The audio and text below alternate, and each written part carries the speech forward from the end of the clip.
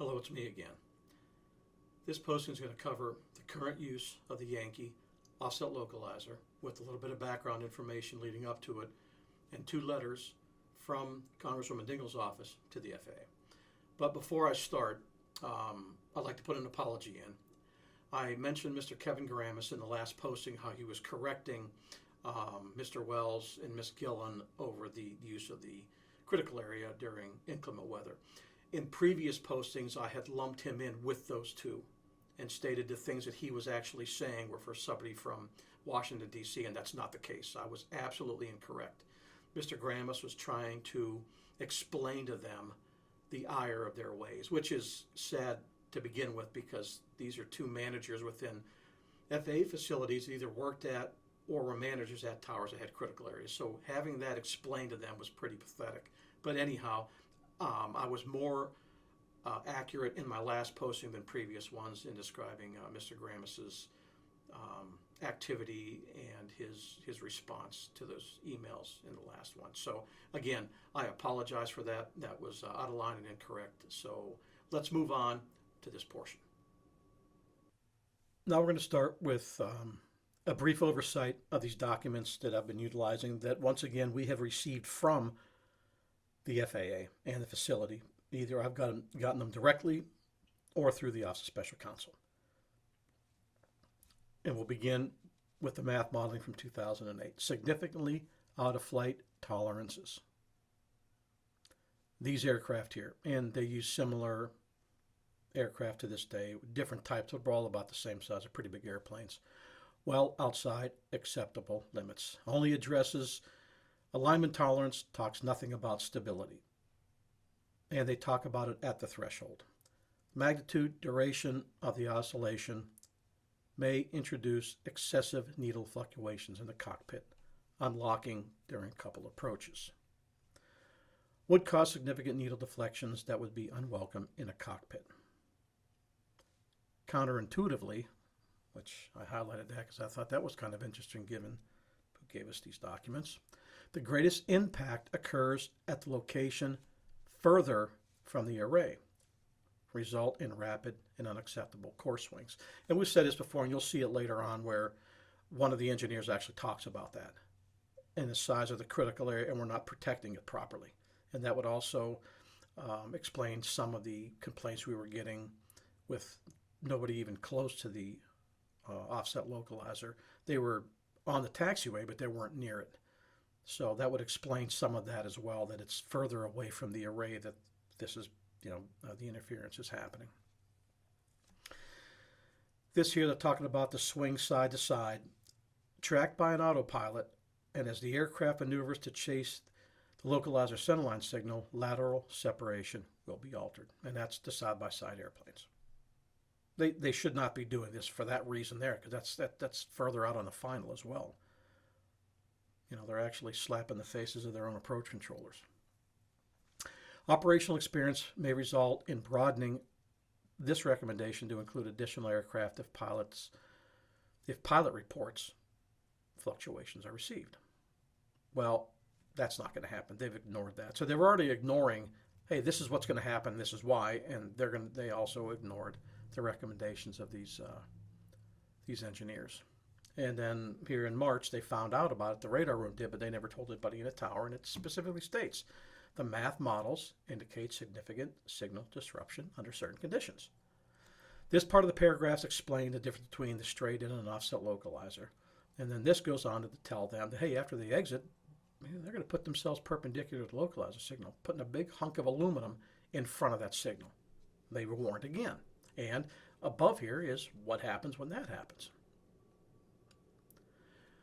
Again, this is from another engineer about turning in front of the localizer, probably undesirable to both the pilot and ATC.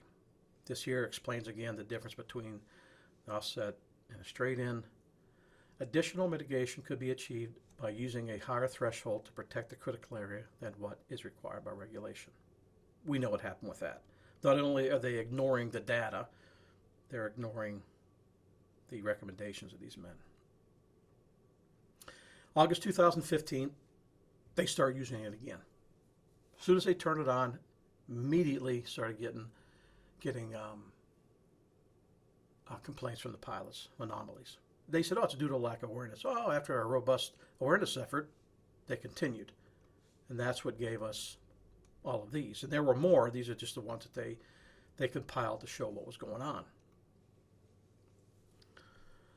So when they went back to, and this particular document here is from a document from Mr. Anthony Wells. And Flight Check said, hey, we do this in a sterile environment. There's nobody in that critical area. So they can't comment on what kind of impact it's going to have when something taxis through or into that. But they did say, all three of these guys, Tech Ops, Engineering, Flight Standards, always be a disruption anytime any aircraft transitions through the critical area.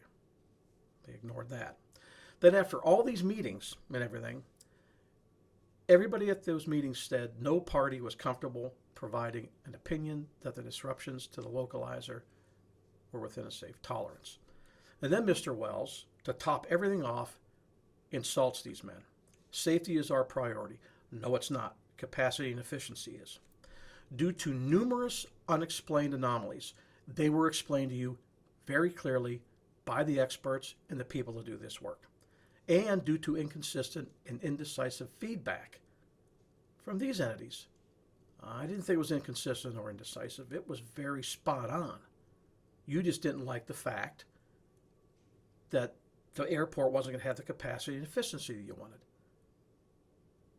And the complicitness continued. So then, after all this data from August until October of 2015, Mr. Vossers, this is the one of the hotline calls he made on me. He says, hey, look, he's not presenting anything to the workforce to show this is unsafe. Will you please look into it? We'll get to their answer in a second, but from then until they answered in between, engineer come back and said, again, they found nothing wrong with approaches as designed. Flight Check. Battle Creek means that's where the Flight Check aircraft and teams are based here for the Great Lakes area. Of course it's not. Right? Nothing wrong with them until you put a hunk of aluminum in front of them again. They were flown in a clear environment, a clean environment. That means there's nothing in the critical area. In other words, he says, I believe they will have to protect the respective critical areas no matter what. In fact, I do not know at this time that the existing hold lines are adequate to prevent what they're describing. And that's what the other engineers said. Hey, it's kind of odd, it's counterintuitive. We're getting interference further away from the critical area. Oh, I wonder why that is. There's a road over there. Well, who knows what it is? And then he also comments on only consider what was happening close in near the final segment of the approach. While these are showing 9-mile final, 21-mile final, 16-mile final, far out on the approach, it's being impacted. So all of this has been explained. So then the hotline people that Mr. Vossers went to at the beginning of November answered. In December of 2015, our office reviewed your concerns and spoke with senior officials in ATS. They too reviewed the matter, providing us information demonstrating that safety was a legitimate concern. Okay, so now what? Well, they'll later on just attack us again in the tower. But, okay, you asked them to look into it, you were proven wrong. Now, why AAE switched, I have no idea. And why one of the individuals within AAE did what they did, it caused me a lot of heartache because I had a great deal of respect for them. But we'll get to that, not in this one, but a subsequent posting. Anyhow, specifically provided information. It says redacted. I don't know if it was me or somebody else because I can't remember ever giving anybody any of that. But provided information and evidence the aircraft are losing the localizer with lower tail heights than originally thought in the critical area. The tail height isn't the issue. It's a hunk of metal that's in front of it. Whether it's a high tail or not, it doesn't really matter. But he didn't like that. They asked him to look into it. They did. They found that I was correct. But they ignored all that anyway. They ignored everything now from this point back to 2008.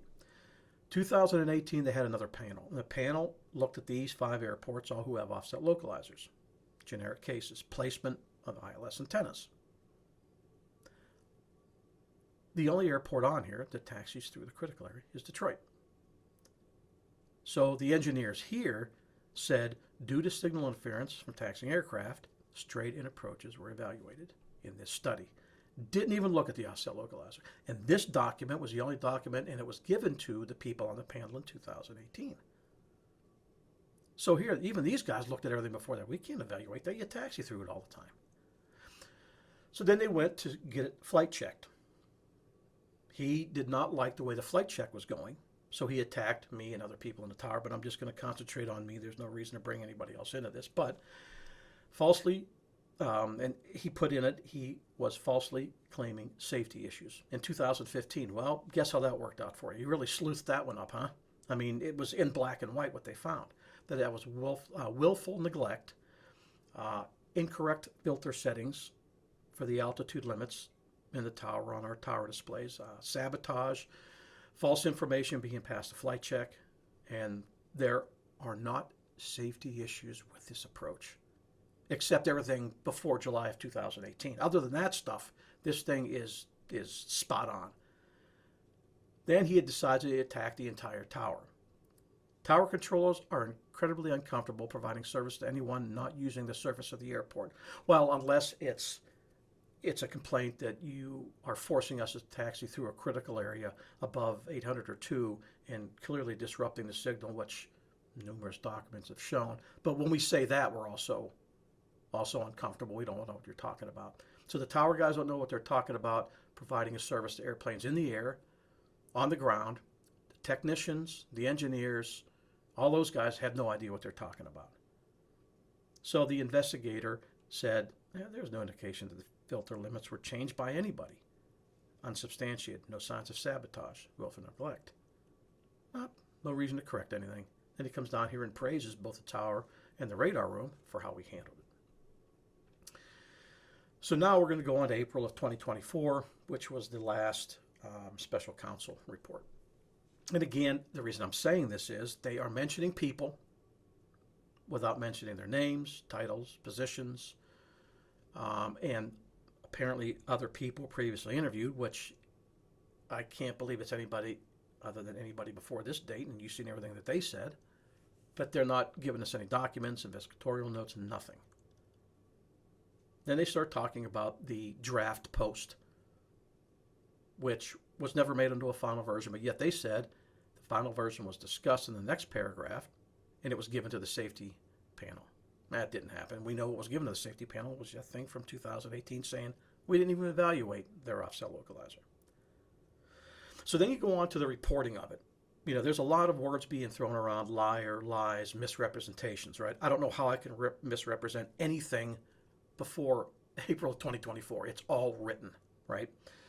So what was happening back in 2015, what we were told was to, at the tower and the radar room, that if there was an issue with the localizer, the offset localizers, tell the pilot after they land, hey, call the radar room. And that's where they got all this data here in 2015. That's where they got all this from the phone calls and everything like that. So for some reason, they stopped doing it again. There were 2 incidents that were found. One September of 2021 where a CRJ went through the localizer trying to capture, and he specifically said in the air, we're trying to capture.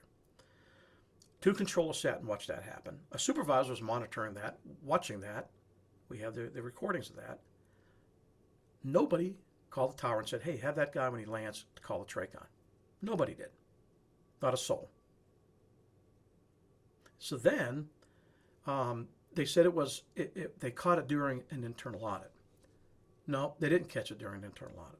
They got caught because it was a FOIA request. Not one email about that incident said internal audit. Nothing.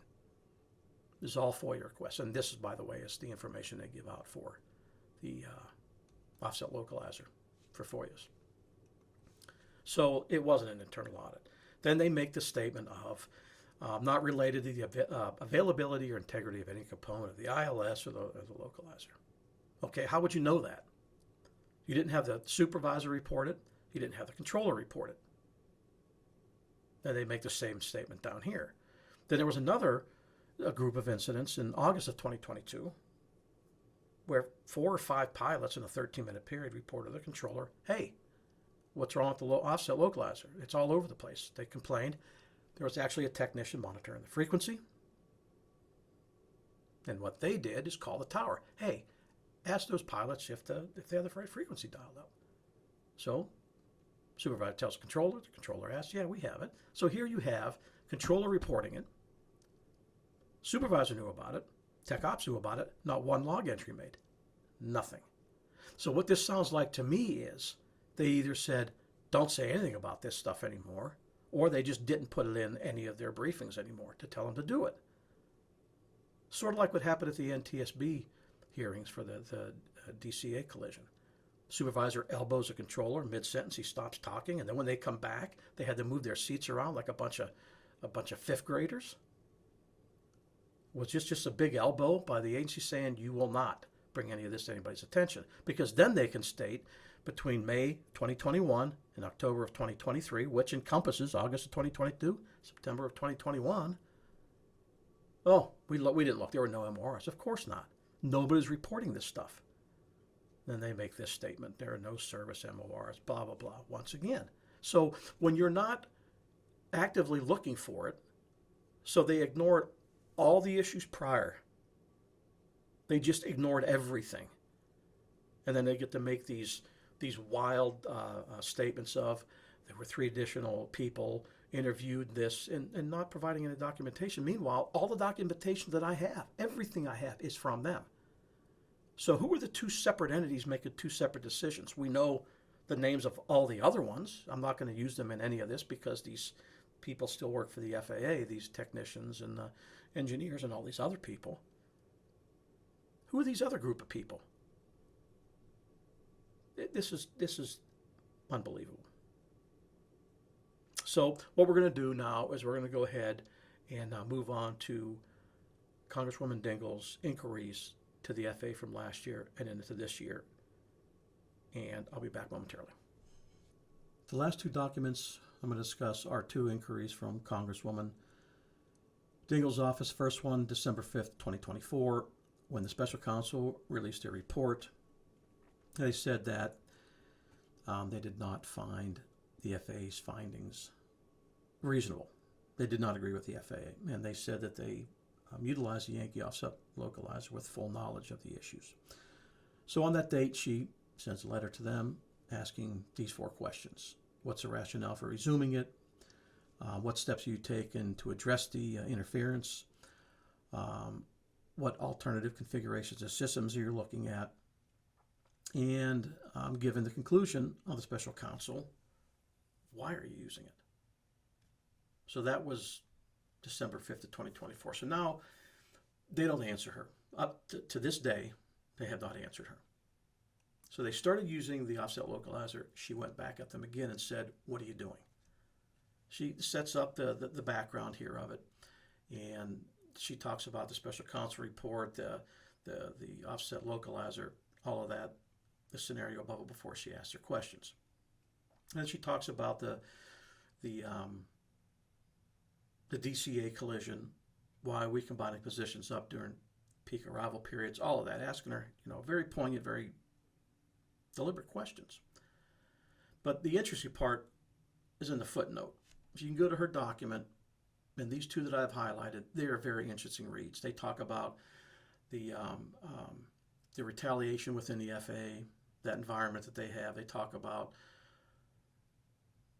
lapses in aviation safety oversight and supervision, the things with one of the documents I had talked about. But she actually attached those 2 via link form, and they're very, very interesting to read. And then she goes on to ask the same questions again.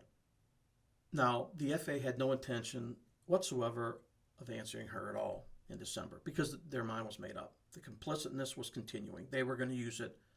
Didn't matter. So they weren't going to answer her anyway.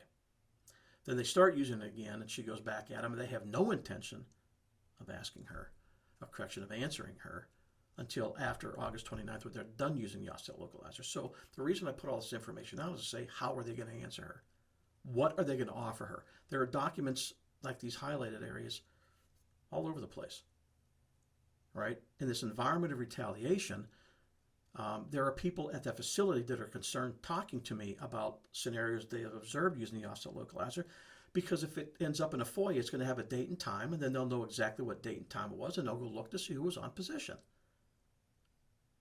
So you have that aspect of it as well. I cannot believe they are ignoring a congressional inquiry. I shouldn't be surprised given what happened with Senator Levin back in the mid-2000s, right? Where they answered the senator, but they were, disingenuous at best. They lied to him.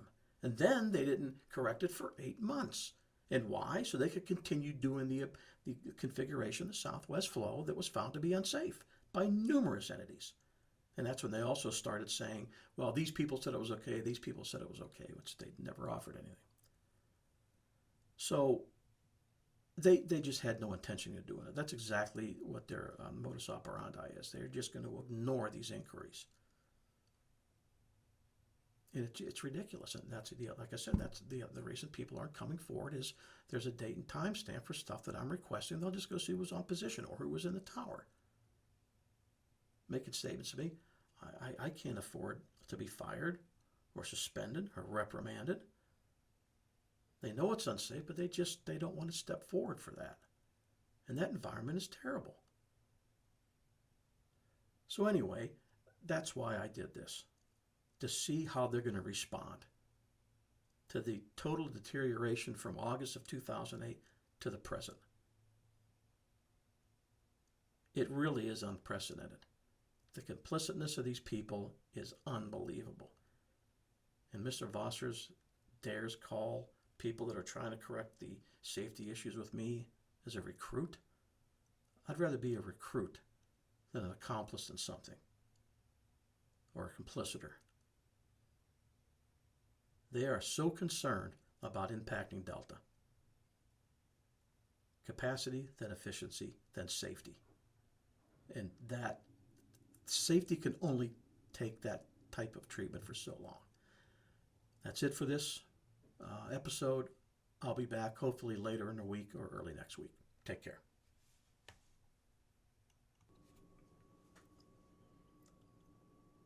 Well,